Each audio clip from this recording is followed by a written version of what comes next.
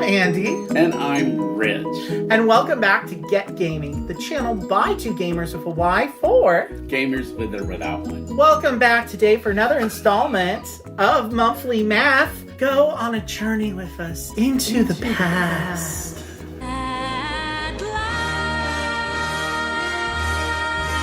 While we sip our wine. Yes, we're sipping our wine. It's a Friday.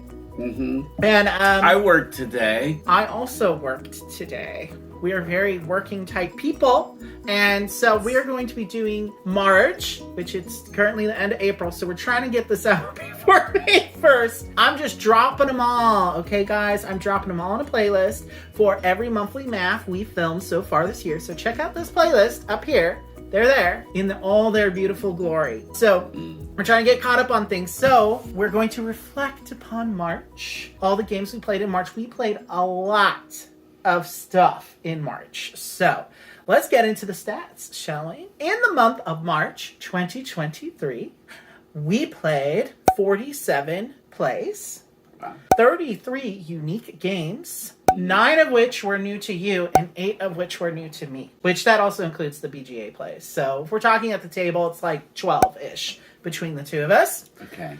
And BGA came back, my BGA plays. I got busy again this month. I had 106 plays on BGA, and I had 7 solo plays. So that kind of kicked back. But it was only 28 unique games, so it was a lot of the familiar culprits and some new ones, which I'll talk about a little bit later. Not much solo gaming. I only played 7 games, 7 solo games, and those were all button shies and nothing really new. But we did have a record-breaking 9 game days in the month of March, and we played with 17 different people.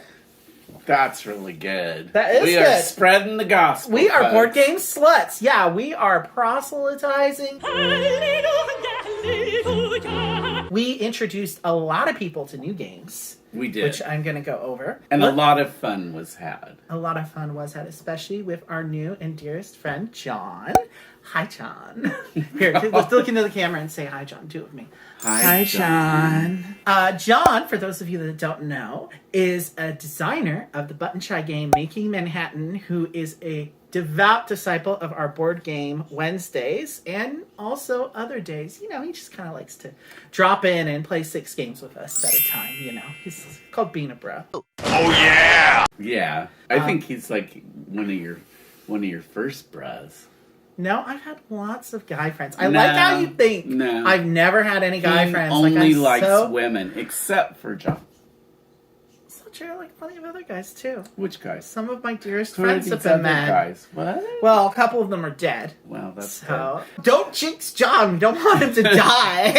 No! Oh my God. The worst. John's great. We love you, John. I'm just going to go through this chronologically again, because that makes the most sense. But I'm going to kind of skip from game day to game day, I think, probably, and then backtrack a little bit. So, on the very first day of the month, March 1st, we played Octopus's Garden for the first time. Finally got it in. By the same designer as Creature Comforts, Roberta Taylor. Oh. I remind you of this every time I mention this game, and you always forget. That is a delightful little tile placement game where you're building your coral reef, and some of the tiles can move. I mean, it's not a super heavy game, but it's, I don't know, I like it. I think it's light and breezy. I like it. It's very colorful. At first we were like, no, what are these things? There's pearls or oysters or something. I have the Kickstarter edition, obviously. Yeah. And at first we're like, no, let's just use the cutouts. The tokens. And then we're like, then we put on the white ones, like, whoa, those look really good. It's nice. It's very tactile. Yeah, you know? yeah. So it looks like an oyster with these pearls, which pearls are basically the money in the game, how you buy tiles. At first I was kind of like, these are weird, because it's sort of like a circle. They're like little wooden. half circles. Yeah, they're like little half circles. They're wooden, but they feel very clickety-clackety when you do with them. They do, but that's what's fun about them. I agree. Yeah, I wasn't sold at first. We were not sold at first, but then it's like, Very nice. wait, maybe they do know what they were doing. It's a very attractive game and very satisfying. It's exactly the right length. It doesn't go any longer than it needs to. Total gateway game because it's. I mean, I don't. In a good way. Yeah, no, because I think most people you'd introduce it to would like that game. It's They're quick gonna and have easy to fun. get into, yeah. And I like the idea of tiles being able to move across the board I do and positioning too. your tiles and timing when there's certain tiles that will eat other tiles or like pick up trash and move with it. Like it's a really It's a fun very little game. cute game. I like any eco-themed kind of game. I'm like just a big sucker for that. With anything with little animals, I'm great. And the octopuses. They're super smart. You guys should look up octopuses. They're fascinating creatures. Yes, they are. Yeah, so we played that with Shelly. We literally were sitting down to learn it, and then Shelly showed up like an hour later. Well, we were going to do a game day, and we canceled, and we forgot to tell her that we canceled.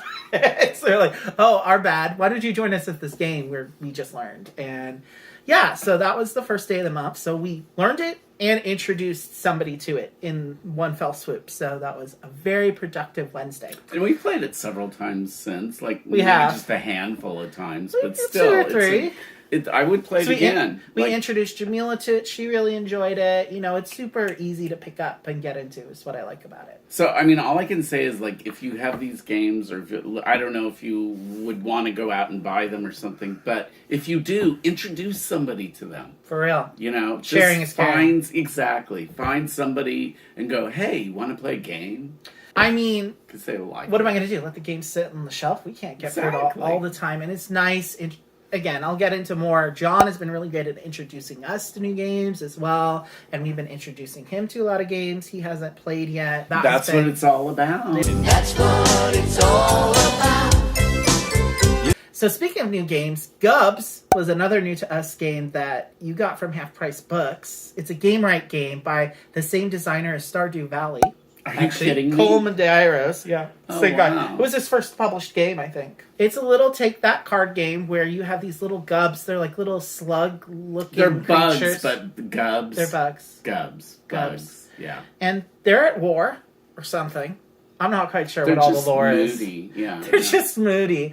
And it's a sort of tableau building and tableau destruction, I guess. I mean, it's a card hand management game when you're attacking each other. It was And fun. whoever has the most gubs left standing at the end is the winner. You usually don't like take-that games. And this game I is don't, all about but attacking each other. It is, and I was so surprised by that because Mm-hmm. it's so. It's because it feels light and it doesn't. It feels like okay, get in the mood of, you know, the take that-y thing. Take a card, play a card kind of game. Yeah. Which we usually... That's not the kind of game we're into as much anymore, but it was one of the kinds of style of games that got us into gaming. It has a really cool hand management aspect to it. I find. liked It's it. very push your luck, kind of, in a Uh-huh, way, uh-huh. but with people. We need to play that one again. It's Yeah, been a it while. plays up to 6, I think. Yeah. So we're trying to find more games that can accommodate that number for game days, for sure. So I thought that was a fun little card game. You know, worth it, especially if you have kids. And then we introduced Creature Comforts to Jamila. That game, AP in that game is still an issue. I don't know what to do about it. I love the game, but I think that puzzle dice placement is the thing that takes people the longest at that game when they're new to it.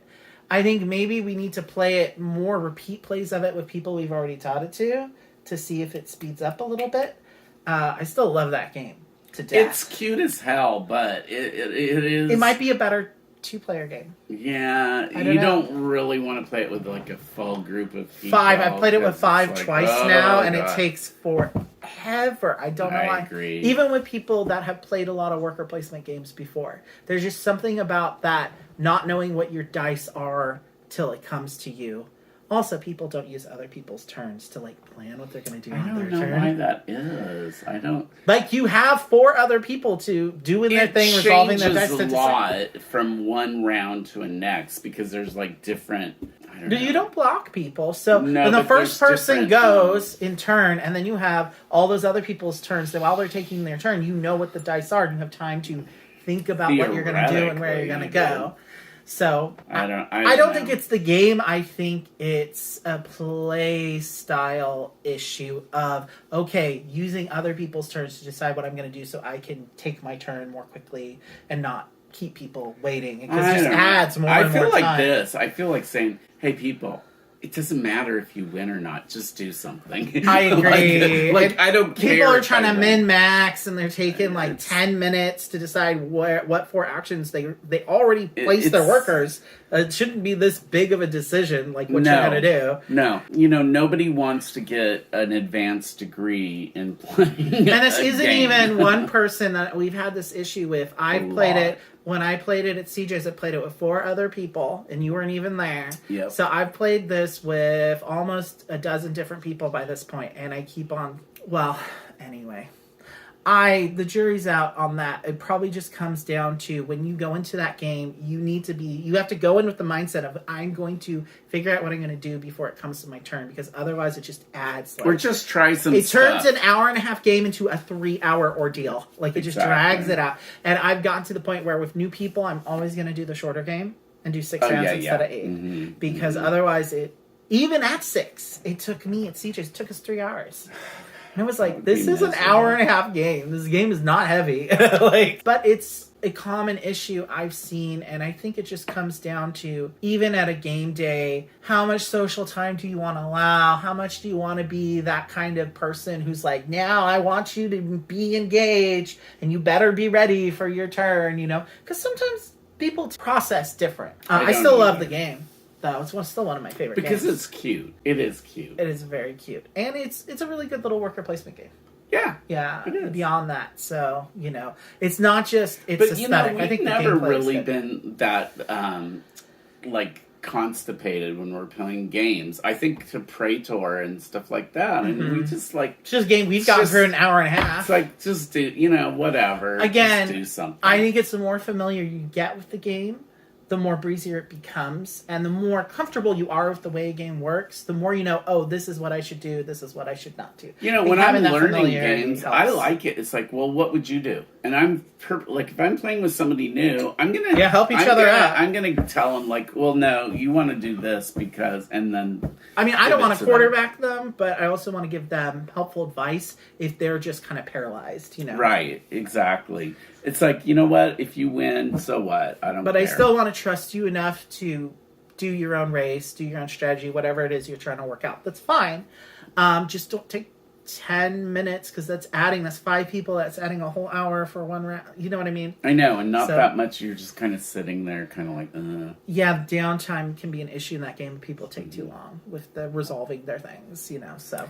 Because the placement of the workers is simultaneous, but the resolving of the actions is definitely a what I don't know, chewier game than say Octopus's Garden. Yeah. So if Octopus's Garden is like a 1.8, then Creature Comforts is a 2.2 on the complexity scale. So it's not. I mean, some people have said it's a light game, but I think it is a crunchier game than it appears on the surface. But it's not like super heavy by any means. No, but it's not super light heavy either. It can be a little bit like if you, let's say you're somebody that's really serious about winning, which you shouldn't be, in my opinion. We're all trying to survive the winter in that game, because winter is coming. You know what? It's okay.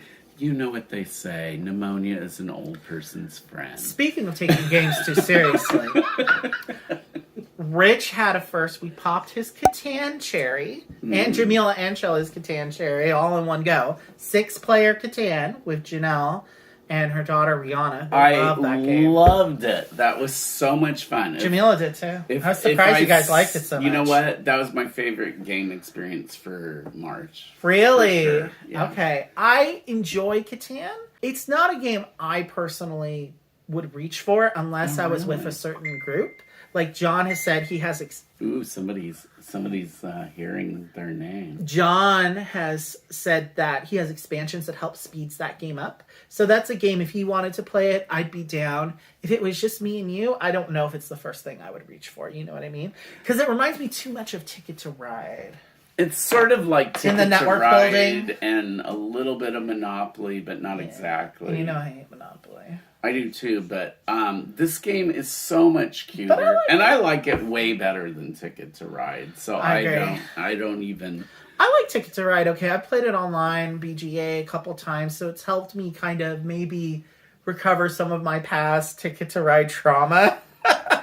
But yeah, I don't dislike Catan. I don't know. There's just something about it. It's so cute. It is cute. It is fun. Very cute. I'm just saying that I would play it with a certain group of people. Like, that's a game I'd play with Janelle. I'd play with you and John. But me personally, if someone said, hey, what game do you want to pull off the shelf? I probably wouldn't pull out Catan, which is why it will safely stay on your shelf.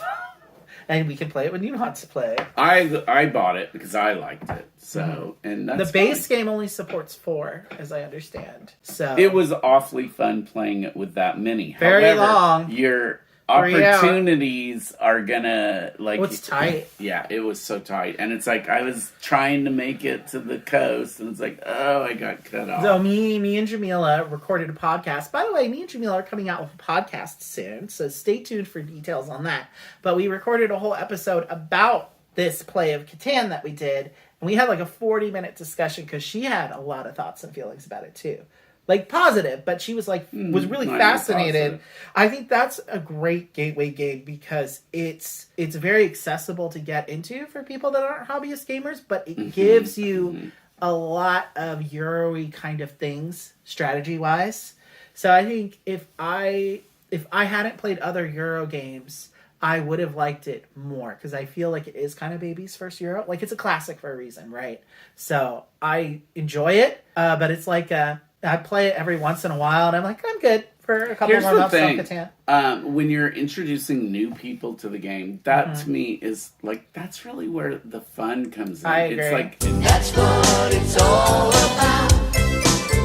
it's like getting somebody else. And Janelle loves that game, so she did the teach, and just anytime she did gets a good job. Too. Oh yeah, she was really good. I agree, and helped handhold us through the whole process because Jamila and Shelly were like, "Well, what do I do? What's the strategy here?" Yes, like, they had a zillion questions, which is fine. It took us close to 4 hours, but it was still what? Fun. It was still fun. That was one of the exceptions. Like he was talking. It didn't about. Feel like 4 hours necessarily. No. Like, everyone was really engaged in it, and I like that it has that machi core element. Well, this game did it first.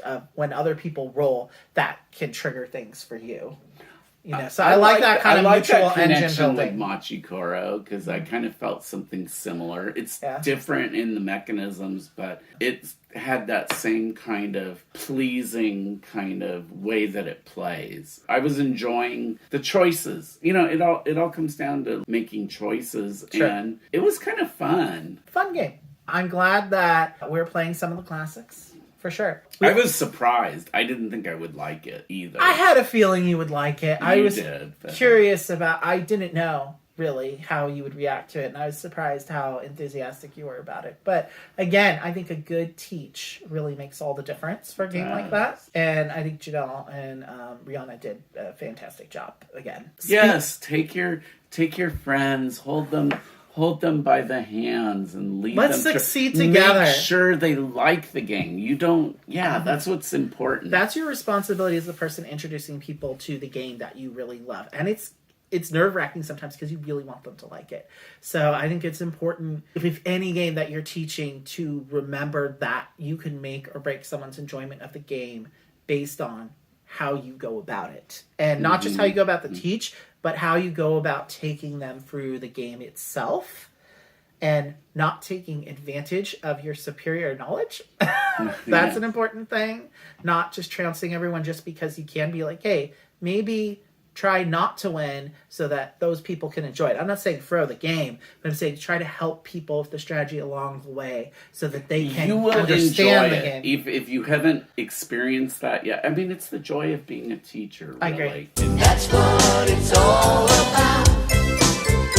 If you haven't experienced it, give it a try because it's really powerful. Speaking of this very topic, we taught one of our favorite games ever, Praetor, to my niece and her boyfriend Logan. They loved it. They did really like it quite a lot. And I think Anna is like me.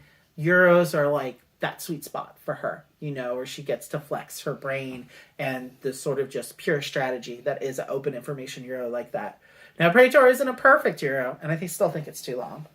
I mean, that was a great game, but it's what? It's still high up on my list of games. Which is surprising, because... you would think there would be lots of other games that would be, but there's something really satisfying about Praetor, and I'm not really sure what it is. It's a good, you're building up your city, building up your little engine of getting money. It's just point salad. That game is so point salad. The only part I don't like are the little, We've talked about it a lot. Yeah, we've talked about that tile scoring is just, or plaza scoring or whatever it's called. Even Anna agreed. She said, I wasn't really into that. That was kind of dumb. But she liked the rest of it. Like, it's a very good thinking medium weight Euro, and I'm really glad that we were able to teach it to them and that they really got into it.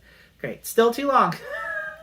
Wow. I've decided that for the amount of tiles, I think it even says there's some variant where you just do, it's 10 rounds, or 11. Yeah, about 10 or 11 rounds is about, if it goes any longer than that, it's just too much. That's true of a lot of games, too. That's pretty much... I think there's... It gets tedious after I that. do really enjoy managing the dice workers in that game. It's one of my favorite dice worker placement games, for sure, still. So yeah, exactly. And I think that's one of your favorite mechanisms. I don't remember what we said in one of our previous... I like upgrading and managing a workforce. And any kind of conveyor belt kind of system. So how do you feel about Praetor versus, say, Smartphone Inc.? Okay, so we did play Smartphone Inc. We did get it back to the table in March, is why he's saying this. We finally got it back, and wow, that game is so good. I know. I really like that game. There's not a conveyor belt system. It's like cube management. You're making cell phones. It's more sleek and shorter. Even at that many players, it's like an hour and a half. Well, it has more stages. Like, it's very defined stages that you go through. And Praetor doesn't exactly have that. With Praetor, it's a little bit more... There's more simultaneous play in Smartphone Inc. is what speeds it up considerably more. It has similar things with the area control, though, and I like the engine building that happens with it. Is very satisfying to me, and it's not any longer than it needs to be. Like, it feels really tight and clean.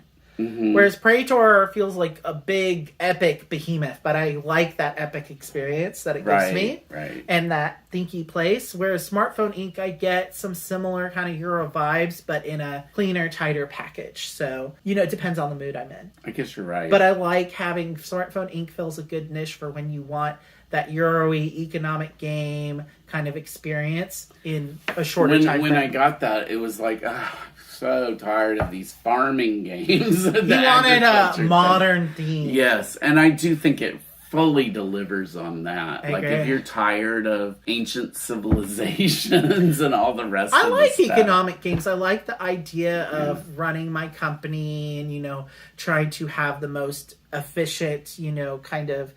I like it's really nice. Don't you think it really delivers on that? Like, it makes you feel almost like an executive. You're kind of like going through it, trying to make your decisions is what is going to be the best for you. It's a great game if you love capitalism.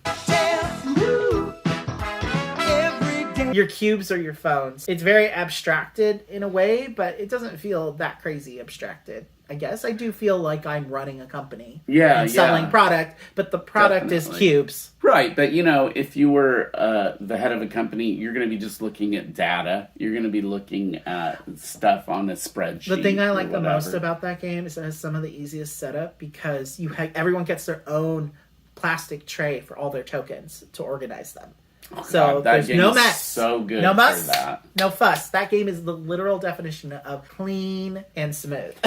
if you actually take both the way the game is played with the way the game is stored, hands down, that game wins. It's the heaviest box. It's not the heaviest box. It's reasonable. There's a place for everything. But it's good. It's definitely a very love good that game. That's definitely going to stay in the rotational fest. And I just hate that it took us a year to finally get back to it. But it was finding the right number of people and the right level of interest, and relearning it was a little bit of a struggle. I think it's a good game for more people. Like, some games don't play it works well at 4. But it definitely worked well at that. More players, I don't think, adds significantly more time, or it doesn't feel like it adds more downtime to me, which is what I really like about it. So you can't say that about a lot of these, medium to heavyweight games, right? Because we were talking about even in a game like Creature Comforts, which I think is a little bit lighter, But I don't think Smartphone Inc. is much heavier, but it has less downtime. And I think one of the reasons is because the turns are so segmented into the 8 different things. It's just one action. Everyone do their one action. I loved that about it. It really and keeps it's on the things, board. A, B, C, D, E, F, G. It keeps things moving It does, it along. It's almost like a conveyor belt, but it's not exactly a conveyor belt but you have to go through each stage. It's like a tech tree almost. You're kind of going from, okay, go through this stage, this stage, this stage, this stage. Feast for Odin is like that. Really? I'm always making these comparisons, and people like, well, there's a little bit more to the stages of Feast for Odin. Yes, but it's sort of like, okay, you do this one thing. Okay, you do this one thing. Okay, now we're resolving this phase. Everyone do their one thing on this phase. Let's go to the next phase. Everyone do or collect their thing on this one phase. Go to the next phase. I like that. It does keep things kind of moving.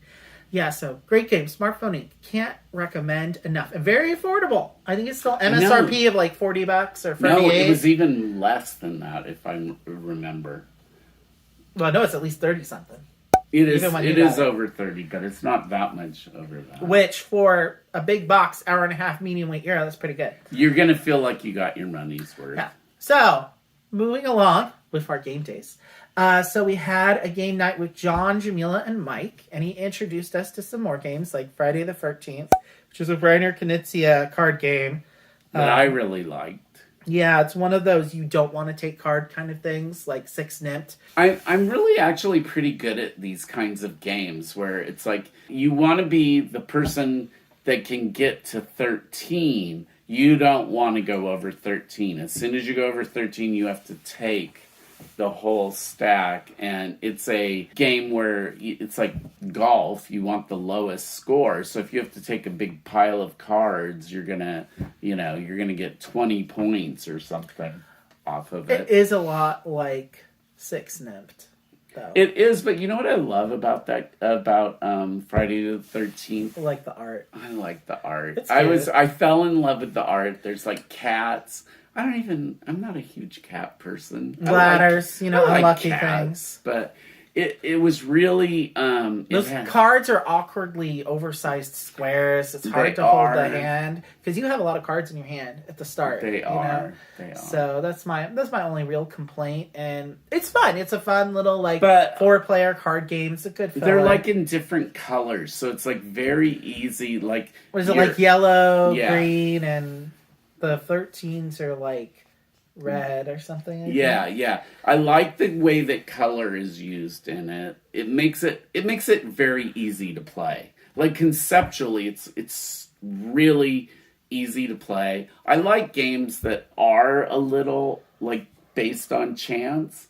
Why? Because I always have good luck. I have good luck. That's true. I like push your luck games. I enjoyed it. It's not I prefer Six Nipped if I'm going to pull out a card game like that, personally. But, I understand it being it's more interesting because it has more art. There's more of a theme. And Six Nipped is literally just numbers, so. I'm wondering, I would like to compare those side by side and see how similar they really are. I mean. They're similar. There's some very similar, but they're both good, and they're not exactly the same. They're not exactly the same. No, because Six Nipped has like bigger numbers and rows. Yeah, and because in Friday the 13th you're only going up to 13, so it is a little bit different. It's not really rows; it's like different piles. And you kind of know when you're gonna have to you can look. There's more card counting kind of going on, and you can kind of deduce what other people have a little bit better in Friday the 13th, I would say.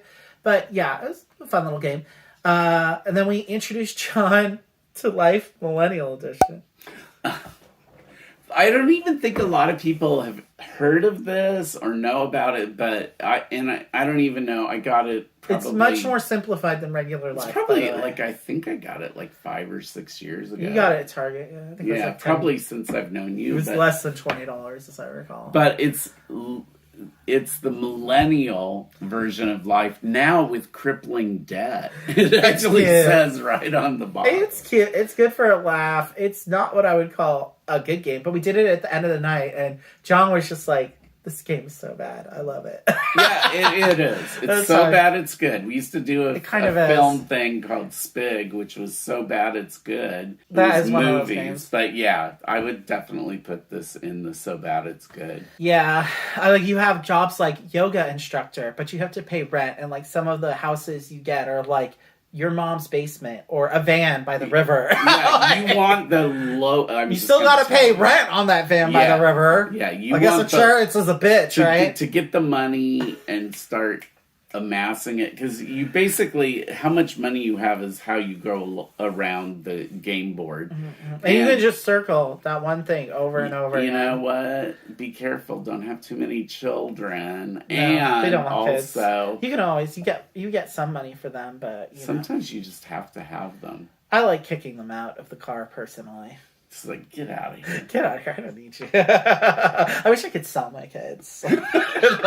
And then, of course, March, we got in First Rat, which might be one of Rich's new favorite games. John has said it might be one of his new favorite games. It's definitely up there. It's in the... So good. It's so good, you guys.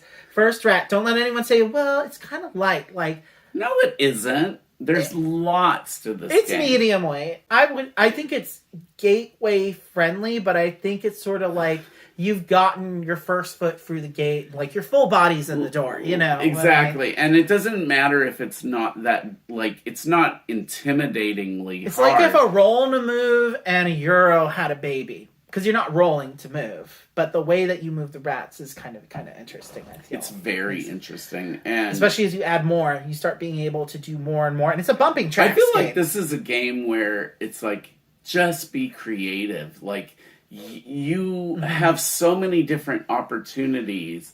And so many different strategies you can pursue, because the order that you do things in really matters in that game, I feel. But I feel like we haven't even begun to explore all of the different... I haven't won it once. Really? Poor rabbit. It's okay. I'll destroy you one day. I'll get to the moon first! I will be avenged! It's such a good game. And we played it with John. He just got so into it. He was like, I've never seen him so excited. I mean, you know, we haven't. And here's our little strategy tip. If you get it, screw Harry the hamster. Okay. Oh yeah, we're robbing him blind. That's such a fun game. If you've never played it, you should definitely give it a try. It's super cheap. It's like less than $30 MSRP, I think. That has to be or about 30. Best game for that cost. I mean, if you're looking, beautiful production. It's so is. Cute. I just love those rats going to the Cheeseman. They're so cute. It's just such a cute game. We have an MO, clearly. If it has cute animals in it, any kind of animal theme, we're there. We don't care. Just say animals and we're there. Mm-hmm. So, we're not ashamed of it. We like cute critters. Who doesn't? No, but and if you don't like cute critters, the mechanics are really good on it. There's so much. It's not so complicated. You can't teach it very quickly and understand what you should be doing, but it has enough different levers to pull, I feel, to make it interesting for Eurogamers. Mm-hmm. But it's not, I don't think it's so heavy that it's like, I don't know what some reviewers were expecting going into this. I mean, it's not Teotihuacan. It's got a great rule book too. It's a very good rule book. It's one of the best. Mm-hmm. So like, you're not going to be that confused. It's like, it'll take a little time to learn. It's clear, but it's basically very. Now, it does have a solo mode, and I realize I need to play the solo mode more, because usually when I play solo modes of games, I get better at the game, and I'm not very good at the game right now, compared to you, even, or John, and then Jamila just trounced me too last time we played it, so, you know, I still enjoy it a lot. Like, you don't have to win a game to enjoy it, but it helps. Okay, we also introduced Forbidden Desert to Shelly. She really likes those cooperative games. That is a good one. You're selling me on it more. Because we still don't have a copy of Horrified. Again. Because I let my older roommate... That's by the same designer. No, they're not at all. It's the same designer as Pandemic. No wonder. I love Pandemic. Really good cooperative game. We also introduced it to Anna and Logan the month before that. And they also really enjoyed it. So it is a very good cooperative game. We lost too. I was so surprised. You know, we were working hard. You have 4 incredible gamers bringing a lot of know-how. It's usually the sand that gets you, not the thirst. At least for us. Yeah, that's true. We're not too thirsty. We just got too much sand in our coochies. She turned.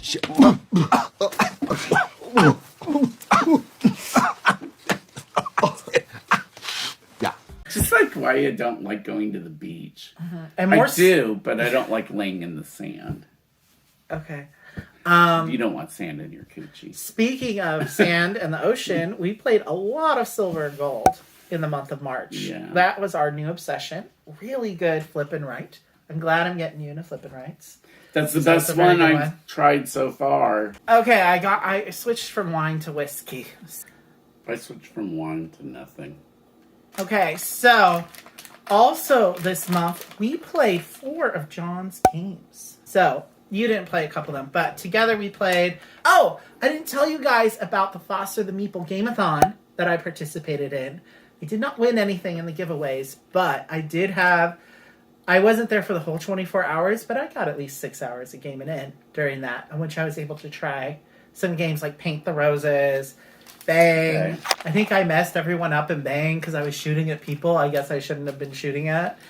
It's like a cowboy stick 'em up kind of like, it's like Hidden Trader kind of thing. Okay. It was fun. I had no idea what was going on, and by that point I was halfway through the whiskey bottle. Then we ended the night after I got to the halfway point of the whiskey bottle. That's when we did Paint the Roses, which, wow. So I played it with Hannah and this other Sarah chick and this other guy whose name I forget. I think his username is Hannah in Germany. Yeah. Yeah, I should play Paint the Roses.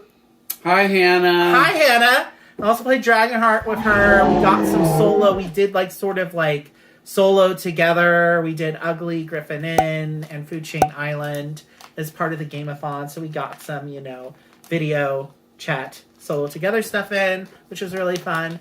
And yeah, she's a really great mind for Paint the Roses. She was fun. I like talking to her. Oh, it's such a logical. Yeah, I love Hannah. Hannah's great. I'm glad we finally were able to put a face to the name, to the handle after all this time. Like, as far as, like, when we were talking to her, what time of day was it here? It was like morning. It was early evening. Oh, early evening. So I think it was like still like mid morning for her or something. But she'd been up through the whole Game-a-thon, kind of on and off. So she was pretty sleep deprived. Yeah, which was fun. she was good. Yeah, the Game-a-thon was a lot of fun. I think Jeff and Jamie are going to do it again next year with some tweaks, but it was quite successful. It made me think of doing a similar event for our channel. I thought would be fun in the future sometime. So it was really fun. They weren't doing it for like charity or anything necessarily. It was just kind of a community building kind of event, which I thought was really cool. So if you aren't on some of those Discord gaming communities, you should definitely check stuff like that out, because it was mostly like people from the Discord and other people that are fans of the channel. You talked to Hannah from, did you meet her from... yeah, from the Discord. Yeah, okay. That's how I got connected with her, and she's our #1 fan. Yay! And I'm still looking for a copy of Dragonheart to send you, Hannah, by the way, but I know, things are a little up in the air for her right now. So what else did we play in the month of March? I wanted to talk about I Found Bigfoot, which is John's game that's getting published soon. It just premiered at Gamma, I think, or it might have been at a convention before that.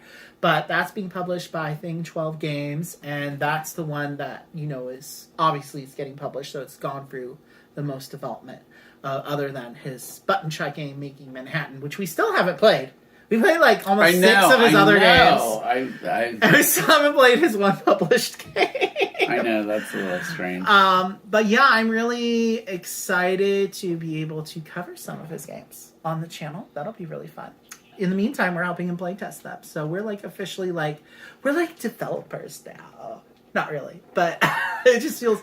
Unofficial developers. It's fun having a designer friend, because it's just, it's different than playing like a published game, right? Like you can actually give feedback and say, hey, here's what I think you could improve. Like you feel like you have a little bit more agency in being able to be like, hey, maybe I can talk about what isn't working in the game, and maybe it will be able to change. Like I can be part of that input process, which feels really, I don't want to use the word powerful, but it's been inspiring me in my own fledgling game design journey. helping give him feedback on his games. And we did this month do the first play test for my own game called Dino Boss, which that was a time and a half. I learned some things. Yes, you were like so ready to be done with it by the time we were done playing. Horrifying, absolutely horrifying. But it was a humbling experience. I will say that much. But it was good. There were things that were working about the game, and definitely a lot of things that weren't. Definitely a lot of things to work out, but I thought it was a really good start. And everyone was very game and very kind in their comments. So, John had some very constructive feedback, and there's still stuff that I'm trying to apply and kind of work through and kind of streamline some things. If you haven't actually tried to design a game before, it's like, ooh. It's hard. It's not easy. You would think it would be, but it's not. And like any skill, you have to do it. So I just wanted that first play test, even if it wasn't maybe completely ready, just to kind of rip the Band-Aid off and just be like, okay, just dive in and start figuring out what I need to do and developing some skills. Plus, we may think too much alike. Like, we played it with the two of us, and it's like, I think it's fun and stuff, but we probably share enough mental with interior design that and we play a lot together. Very similar. We're very in sync in our play style and stuff, and you do help me generate a lot of ideas for those types of things. And so, having other people do it and having to teach your own game, which I didn't do the best job of. So I just learned a lot of things, and it's nice having that first one be with a supportive group. Well, that's what I needed.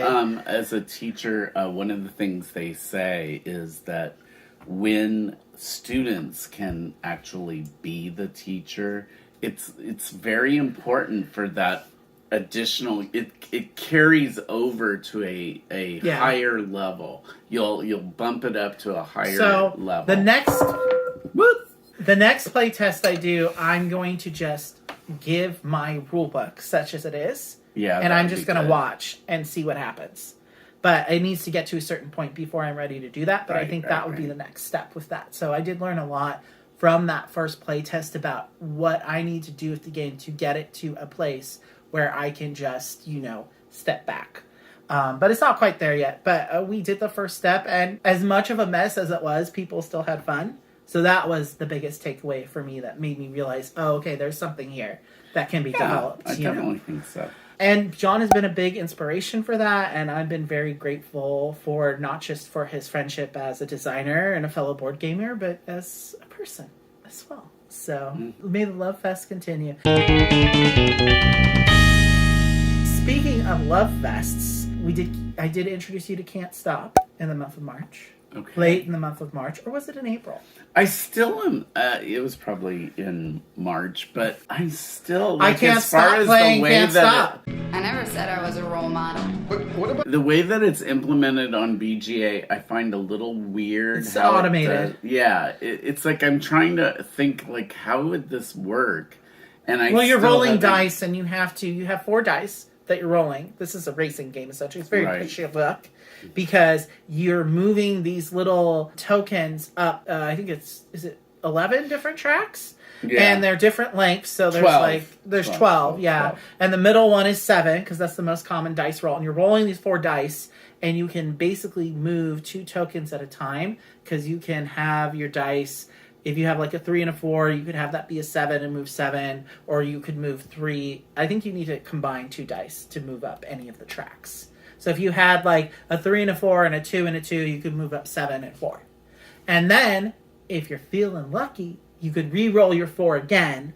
And then, if you get the right rolls, you can move stuff up again. But you can only ever move up 3 tracks. So if you re-roll, and it's not rolls that lets you move up one of the 3 tracks you already moved up, you bust and you lose all your progress for that turn, and then you just kind of go back and forth. So it's this game of you could re-roll like 10 times in a row and just keep on bumping up 1 track if you're getting the right rolls. And it's like basically a fairly simple game, but what is kind of fun about it is they've kind of grafted this mountain climbing kind of theme. I think to the it, original so- doesn't have a theme, and I think the mountain climbing might be a re-theme for whatever reprint that It is. is, but it works. It kind of Yeah, it makes works sense. in It's a way. race game, essentially. Yeah. Which is what's fun about it. Race games are just fun. Like, straight It's true. up. And rolling dice and racing, this is a great little game. And it's something that is...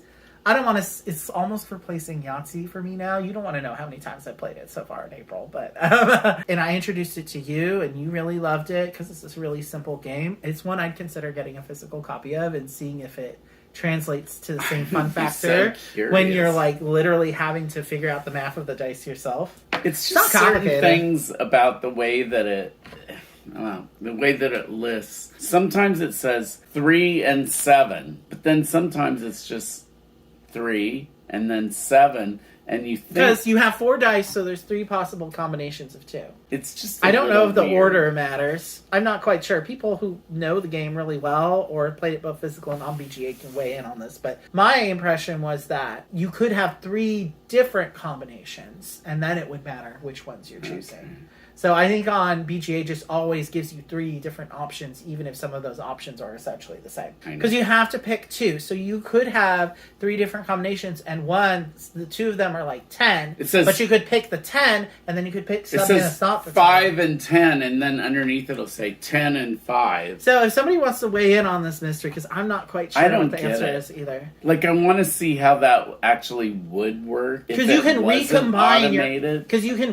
your pairs in different ways. Because you have 4 dice. but I want to see how they explain it. Like, Okay. in the it's like it's just a little mystifying. Yeah, I'm wondering if in the physical version, if it would be, you wouldn't have the same, because in BGA you can just go, click, go again, click, continue, okay, stop. Whereas I feel like in the physical game, you'd be rolling the dice and you have to figure it out. So I wonder if it would be more I know. cumbersome in the physical version. Well, if I it would would like be as to satisfying. see. I want to see. Yeah, for Definitely. sure. So if we could get a hold of a game, I I'm would sure get it'll be it. cheap. I'm sure it's like a $20 or less game, if that. I know. It's one of those things I would definitely be looking dice and for board. at some flea market or something that Yeah. I go to. Yeah. So also this month, I got Targi the expansion, and we played Targi 2.0, as some people like to call it. It's not really a completely different game with the expansion, but it is different enough that I definitely understand why you would spend time just playing base Targi before you tried to do the expansion. Like, I would definitely. I wouldn't recommend buy. that. Yeah, I wouldn't buy Targi and the expansion because it changes enough. It changes out so many cards and adds this whole other kind of economy with the sand dunes on the side. I really enjoyed it. I really want to play. I did, but we've played Targi so much that Mm-hmm. I would agree with you. I would not go to the expansion if you're not already like playing Targi and love the game. Then just stick to Targi. Cause It really feels like it's a Targi really good 1.5 is Yeah. the way I would say. And so I did introduce Targi to John this month, and he loved it, which is great. He has good tastes. So that is, of course, one of my top 5 games of all Yeah. time, and probably my number 1 2-player only game for sure. Yeah. That and Patchwork. I think Targi has a very special place in my heart because it's just, I don't know, it's like, I just love it. Like I love you. Yeah, there's no explaining love. I mean, Now, which it's, one do I love more than you? I love you more than Targi, I would say. think so. It's close, but... And, John really liked it. It's just, that decision space. Like, there's nothing super groundbreaking about it. I love that it's like a dry Euro in a small box.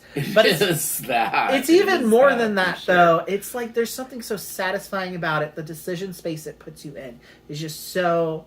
It's scratches tight. that itch. It has a yeah. tight decision space, but in a way that makes it go faster. There It is. isn't as much AP because it's like you've got to. It's like Okay, I'm going here. Yeah. I'm going here. Here are my intersections. Getting my Exactly. things. Okay, did I generate the things I need to build the cards that I need?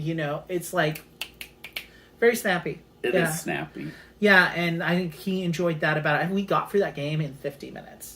Yeah. And he was learning the game.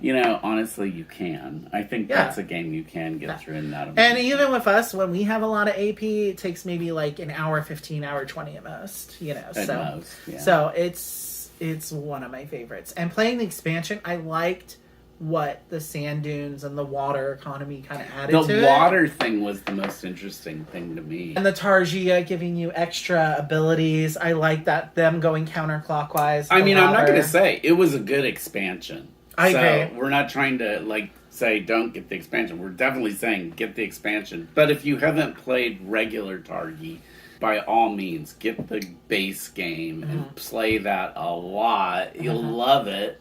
And then you can do the expansion. Yeah, it's basically everything everyone I've heard talk about this and the expansion has said the exact same thing. And it's pretty much true. So, now you know. Highly recommend, though, if you really love Targi, definitely get the expansion because it kind of expands the experience of Targi. It makes it even more sandboxy, which I really liked. So, I'd still play base Targi sometimes, but then I might also play the expansion, depending on what mood I was in. So I like having that kind of curation of the kind of experience I want to have with the game. So I think it's really, as an expansion, it does that really well. It just gives me more to play with and more variability in it, which I really enjoyed. But you do got to kind of separate things out. It's almost like having two different games with the components. A lot of expansions are like that. Yeah, like two different I do want to get some custom metal coins for Targi though, because I got D bonus box, which was an SN only release that has not been released in the States yet, just so I could get the wooden resources, which are really satisfying to play with. But you can't play with them with the expansion because it adds extras. So you're not going to have the right number, I guess, or it makes you're messing with the economy a little bit. And D bonus box didn't have the wooden components for the water. So I know, but I've seen other people have made their own like custom components for that, for the expansion. So with metal coins and the little water things and stuff. So I thought that really added a lot to the tactile experience So of as it. you can see, we played a lot of different games in March. What else do we have? That was it, except we introduced Anna and Logan to Cafe as well as Smartphone Inc. We didn't talk about that, but you know, that's one of our top 10 We can never games. say enough good stuff about Cafe. Definitely top 10 game for us, for sure. And I know we've done certain... Anna didn't kind of win, so she liked it. I know. She was challenged. Or did she win? Who won? Probably Logan. No, you won. I won? You did win. Yeah. Yeah, and Anna was like, well, you did way better than me. Because she couldn't get enough cafes. It's That's what it so was. weird. If you just are in the wrong space in the turn order, it can screw you up. She just didn't get the right stuff she needed. But That's we true, should try because she playing had it again with because them. she had a lot in her in the game. You can like store stuff in your not market. What's it called in your storage? Your warehouse. Warehouse. She had a lot in her warehouse, but it wasn't enough to make up the difference because you had way more cafes, as I recall, orders. So you were able to complete more cafe orders. So maybe she did win from her warehouse. I can't remember. I know, we can't remember. Who cares? It doesn't matter. It doesn't matter, but I'm wondering if I made a note about it, because usually I try to make like notes like that. Like I don't know who won every game, but sometimes if like there was some like crazy thing that happened, I'll note it in there. I just said with Anna and Logan. I can't remember, because while we were playing Cafe, I was trying to reread the rulebook from Smartphone Inc. at the same time so that I could be prepared to teach it once we were done, because we were just doing Cafe as a filler. And it's not really a filler game. Do not recommend. I don't recommend Cafe as a filler. But I did manage to successfully teach the game. It took a little longer than I would have liked, but now that we played Smartphone Inc. at least a couple of times since then, I think the teaches have gone more quickly on that, because it's not really that complicated of a game. But yeah, that was the month of March. It was a great month for games. I didn't mention when I was introducing that night, I was introducing Johnny to Targi and stuff. We played Flamecraft because he has the Kickstarter edition of Flamecraft. You need to play this game. Yeah. Oh my god, guys. Literally, it is the cutest game that has ever existed. Like, just the art of the Cuter dragons. than tea dragons? They're artisanal dragons. So imagine the artisanal dragons. Imagine the tea dragons, but they're making like cheese and jewelry and shit. I want me a dragon making cheese. They're industrious little dragons. There is a dragon that makes cheese. Bring it. want It's it. so cute. I did really badly at the game because it's really one of those opportunistic games where you just try to get points while you can. Mm-hmm. Like, she who hesitates is lost, is really what that game is like. It's pretty light, actually. It's a lot of resource management, contract fulfillment. You're just trying to get the resources to pay for these cards to get the points. It's a very similar vibe to Creature Comforts, but it goes a little bit more quickly. Mm-hmm. Mm-hmm. And it has that kind of thing with Iki where you're moving around this marketplace. So it's like this rondelle kind of thing. And you can upgrade the actions, make the spots more sweeter for each other. So I think you're going to love it. And so John has the Kickstarter edition with all the dragon minis too. When I get a copy of this game, and I know you said, oh, we could just play John's copy. Like, no, we need to have a copy of this game. The art is so cute. It's so good. Just the dragons are just the cutest. I absolutely adore it. And it's... Well, it was either Flamecraft or Brew. When I had a gift card from my birthday left over. And you didn't even like Brew that much. We'll save that for April, this discussion. Yeah. No, I This did is an like April it. discussion. But yeah, I think you should have gone Flamecraft. So that was everything we played in the month of March. If you like what you see, please like and subscribe. And...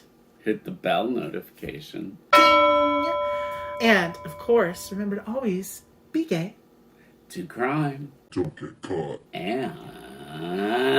Get gay men!